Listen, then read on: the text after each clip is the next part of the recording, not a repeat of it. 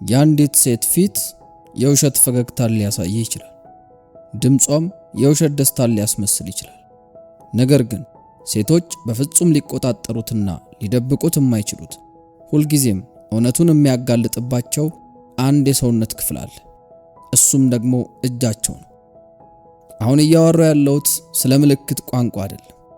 ይልቁኑ ሴቶች ከጥንት ጀምሮ ፈቅጄልሃለሁ ና ማርከኝ የሚለውን አንድ የማያሻማ መልእክት ለማስተላለፍ ስለሚጠቀሙበት ድብቅ አካላዊ ቋንቋ ነው እያወራሁ ያለሁት። እነዚህን ምልክቶች በአግባቡ ካልተረዳ ግን እምነቷን እንደ መግፋት ይቆጠራል። በመሆኑ ምልክቶቿን ጠቅላላ በመሰብሰብ ትኩረት ለሚሰጣት ሌላ ሰው እድሉን ትሰጣለች። አንተን ደግሞ በፍጹም ደግማ አታየም። በዛሬው ቪዲዮ በጣም በሚያስገርም መልኩ ሴቶች እንድትሰማቸው ሲፈልጉ ወይም ደግሞ አንተን መሳም ሲፈልጉ የሚያሳዩአቸውን ድብቅ የእጅ ምልክቶችን ነው በዝርዝር የምነግርህ። ይህንን ቪዲዮ ካየ በኋላ የትኛው የእጅ እንቅስቃሴ እውነተኛ ፍላጎቷን እንደሚያሳይ፣ የትኛው እንቅስቃሴ ደግሞ አሁን ሳመኝ ማለት እንደሆነ፣ የትኛው ደግሞ እድሉን አበላሽተዋል የሚል ማስጠንቀቂያ እንደሆነ በዝርዝርና በሳይንሳዊ መረጃ ትረዳለህ ማለት ነው። እንደ ሁልጊዜው ይሄ ቪዲዮ እንደዋዛ የማይታይ ስለሆነ ወረቀትና ስክሪፕቶን አዘጋጅተህ አጤሬራን እየጻፍክ ተከታተለኝ። መጀመሪያ ግን ቻናሉን ሰብስክራይብ ማድረግ፣ ይሄንን ቪዲዮ ላይክ ማድረግና ሐሳብን ደግሞ በኮሜንት መስጫው ላይ መጻፍ እንዳይረሳ። ዳይ ወደ ቪዲዮ።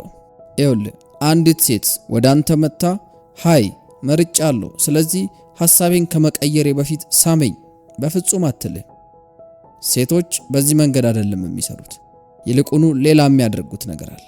የሚገርመው ደግሞ ይሄንን ነገር ብዙ ወንዶች ሙሉ በሙሉ የሚስቱት ነጥብ ነው። ሴቶች የሚያወሩት በእጆቻቸው ነው።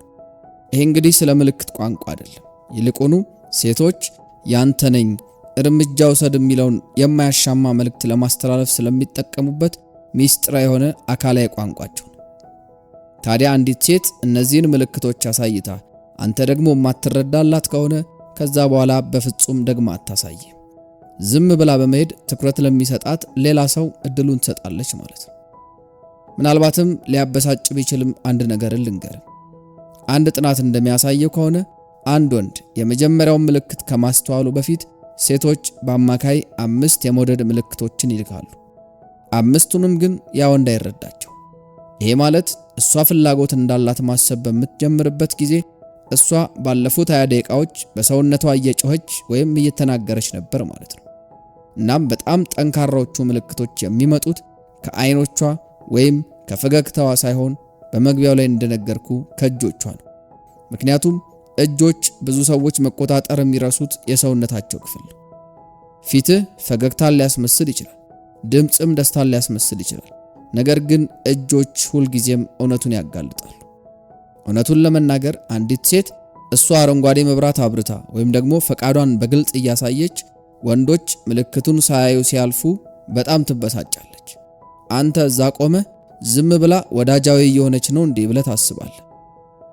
ነገር ግን ወዳጄ ተሳስተሃል። ወዳጃዊ መሆን የራሱ የሆነ የተለየ የእጅ ቋንቋ አለው። ዛሬም የምናነሳው ግን ከዚህ በኋላ ከሴቶች ጋር ያለን ግንኙነት የምታይበትን መንገድ ይቀይራል። እዚህ ጋር ወደ ምልክቶቹ ከመግባቴ በፊት አንድ ማስጠንቀቂያ ልስጥ። ይህንን ነገር አንዴ ከተማርክ በኋላ በፍጹም ልትረሳው አትችልም። እነዚህን ምልክቶች በሁሉም ቦታ ማየት ትጀምራለህ። ካፌ ውስጥ፣ ስራ ቦታ፣ በቀጠሮ ላይ፣ ሌላም ቦታ። አሁን መቼ እንደመረጠች ስለምታውቅ ጫና ያርፍብሃል ማለት ነው። ስለዚህ በቀጥታ ወደ ምልክቶቹ እንግባ። የመጀመሪያው የእጅ አንጓን ማሳየት ነው። ይሄ በጣም ረቂቅና ጠንካራ ምልክት ነው። የውስጥ የእጅ አንጓን ከሰውነት ክፍሎች በጣም ተጋላጭ የሚባል ቦታ ነው። ቆዳው ስስ ነው፣ የደም ስሮች ይታያሉ። አንዲት ሴት የውስጥ አንጓዋን ወደ አንተ አዙራ እጆቿን ጠረጴዛ ላይ ስታሳርፍ ወይም ደግሞ አንጓዋን በእጇ ደግፋ ወደ አንተ እንዲታይ ስታደርግ በጣም ጥልቅና በተፈጥሮ የሚመጣ የተገዥነትና የመተማመን ምልክትን እያሳየች ነው። ይሄ ምልክት በፍጹም ሊዋሽ የማይችል ነው። በእራት ቀጠሮ ላይ ይህንን ነገር ወደ አንተ አዙራ ክፍት አድርጋ ከተቀመጠች ውድ ነገርን እየሰጠች እንደሆነ ወቅ። ይህም ደግሞ መተማመኗን እየሰጠች ነው። ካንተ ጋር ስትሆን ደህንነት ስለሚሰማት ጥበቃዋን እየቀነሰች እንደሆነ እየነገረች ነው። ይሄን አይተህ እርምጃ ካልወሰድክ እምነቷን እንደ መግፋት ይቆጠራል። ሁለተኛውና በጣም ወሳኙ ደግሞ እጅን መነካካት ነው። ጣቶቿ ጣቶችን ከነኩ ይሄ በጣም አደገኛ ቅጽበት ነው። እጆች በሰውነት ውስጥ ከፍተኛ የነርቭ ጫፍ ያለባቸው ቦታዎች ናቸው። ጣቶቿ ሲነኩ የሁለታችሁ አእምሮ ኦክሲቶሲን የተባለ የመተሳሰር ሆርሞንን ይለቃል።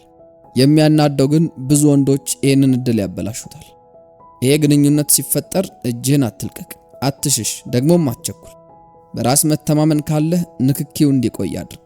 እሷም መቀራረብን እንደማትፈራ ትረዳለች። ያ በራስ መተማመን ነው። ትክክለኛውም ወንድ አንተ ነህ ብላ እንድታስብ የሚያደርጋት እሱ ነው። ሶስተኛው ደግሞ የውስጥ እጅን ማሳየት ነው። ይሄኛው ብዙ ትኩረት የማይሰጠው ነገር ግን በጣም ገላጭ የሆነ ምልክት ነው።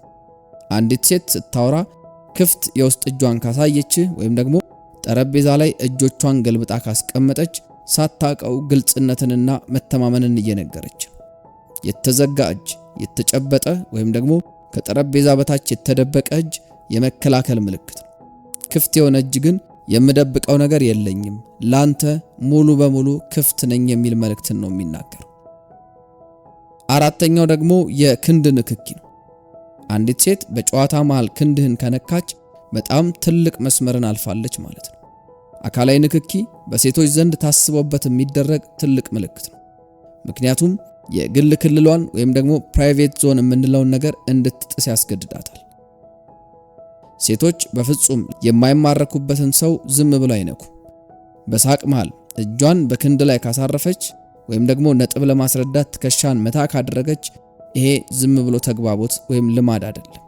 ውሃውን እየሞከረችው ለንክኪዋ እንዴት ምላሽ እንደምትሰጥ እየፈተሸች ነው። ወደ እሷ ትጠጋለህ፣ ወደ ኋላ ትሸሻለህ ወይስ ደግሞ መልሰህ ትነካታለህ የሚለውን እያጣራች ነው።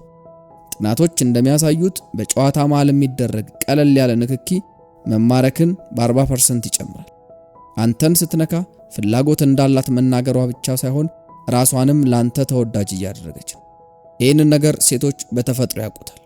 ክንድህን አንዴ ከነካች ፍላጎት አላት፣ 2 ጊዜ ከነካች በጣም ፍላጎት አላት፣ 3 ጊዜ ነክታ ምንም ካላደረክ ግን በህይወት መኖርህን ራሱ መጠራጠር ትጀምራለች ማለት ነው። ስለዚህ በንቃት መከታተል አለብህ። አምስተኛው ደግሞ የፀጉር ንክኪ ነው። ሁሉም ሴት ማለት ይቻላል አስበውትም ሳያስቡትም የሚያደርጉት ነገር ቢኖር ፀጉርን መንካት ነው። አንዲት ሴት ስትማረክብህ እጆቿ ወደ ፀጉሯ ይሄዳሉ።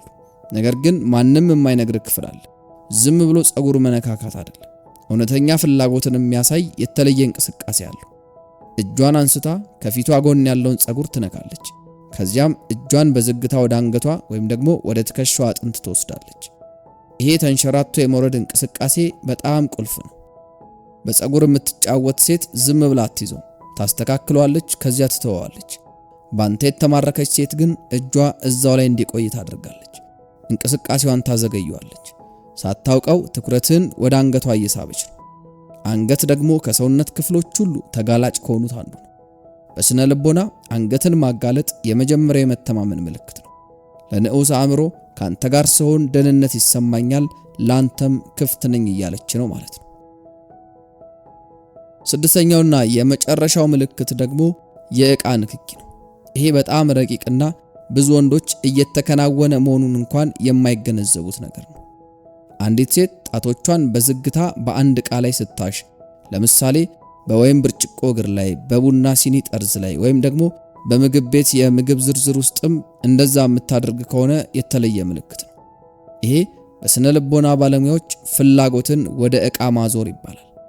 አንተን መንካት ትፈልጋለች፣ ነገር ግን ያላችሁበት ሁኔታ ስለማይፈቅድላት እጆቿ ያንን ፍላጎት በአቅራቢያ ወዳለ ዕቃ ያስተላልፋል። ይሄን አስበው።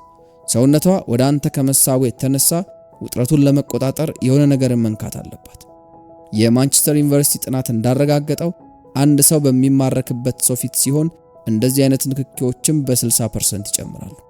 ጣቶቿ በብርጭቆ ጫፍ ላይ ክብ ሲሰሩ መሰላቸት አይደለም፣ ይልቁኑ ያ የተደበቀ ፍላጎት ነው። በጣም የሚያስቀው ነገር ደግሞ ብዙ ወንዶች ይህንን አይተው ዋው ያንን የቡና ሲኒ ወደዋለች ማለት ነው ብሎ ያስባሉ። ነገር ግን እውነታው ያቺ ሴት ስለ ሲኒው ግድ የላትም። ግድ እየሰጣት ያለው ነገር አንተ ነህ።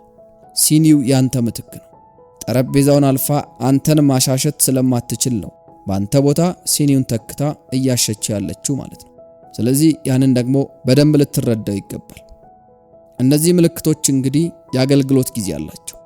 አንዲት ሴት ለዘላለም እነዚህን ምልክቶች እየላከችልህ አትቆይም። አንዱን ትሞክራለች፣ ቀጥሎ ሌላውን፣ ምናልባትም ሶስተኛው። ምንም ምላሽ ካላገኘች፣ ምንም መደጋገፍ ካልታየ ልክ እንደ አሳ ማጥመጃ መረብ ምልክቶቿን ጠቅልላ ትሰበስባቸዋለች። አንዴ ከሄደች በኋላ ደግሞ አትመለስም። ስለዚህ በሚቀጥለው ጊዜ እነዚህን ምልክቶች ስትመለከት ወዲያው እርምጃ መውሰድ አለብህ። በሙቀት በራስ መተማመንና በተመጣጣኝ ንክኪ ምላሽ መስጠት አለብህ። ያኔ መስኮቱ ክፍት ሆኖ ይቆያል። ዛሬ የተማርከውን ይዘህ ወሳኝ የሚባል ውሳኔን ወስን። ምልክቶቹን ስታይ በፍጹም አትለፋቸው። ካለፍካቸው እድሎቹ እስከ መጨረሻው ሊያመልጡ ስለሚችሉና እስከ መጨረሻውም ድረስ ያቺን ጥሩ ሴት ልታጣት ስለምትችል የግድ ማስተዋል ይኖርባል። ምልክቶች ለህይወት የሚጠቅሙ ምልክቶች ናቸው። ስለዚህ የግድ ልብ ብለህ ማዳመጥና መመልከት ይኖርብሃል ማለት ነው። እንግዲህ በዛሬው ቪዲዮ ሴቶች ሊስሙ ሲፈልጉ ወይም ደግሞ እንድትስማቸው ሲፈልጉ በተለይም ደግሞ በእጆቻቸው የሚያሳዩአቸውን የተመረጡ 6 ምልክቶችን ከሳይንስና ከሳይኮሎጂ አንጻር ተንተነን ያቀረብንበት ቪዲዮ እስካሁን የተከታተላችሁትን ይመስል ነበር። በቀጣይ ሌሎች የወንዶች ጉዳይን የተመለከቱ ቪዲዮዎችን ይዘን እንመጣለን። እስከዚያው ቻናሉን ሰብስክራይብ በማድረግ አብሮነታችሁን ማሳየት እንዳይረሳ። የዛሬውን መሰናዶ ግን በዚሁ እናጠቃላለን። ይመቻችሁ።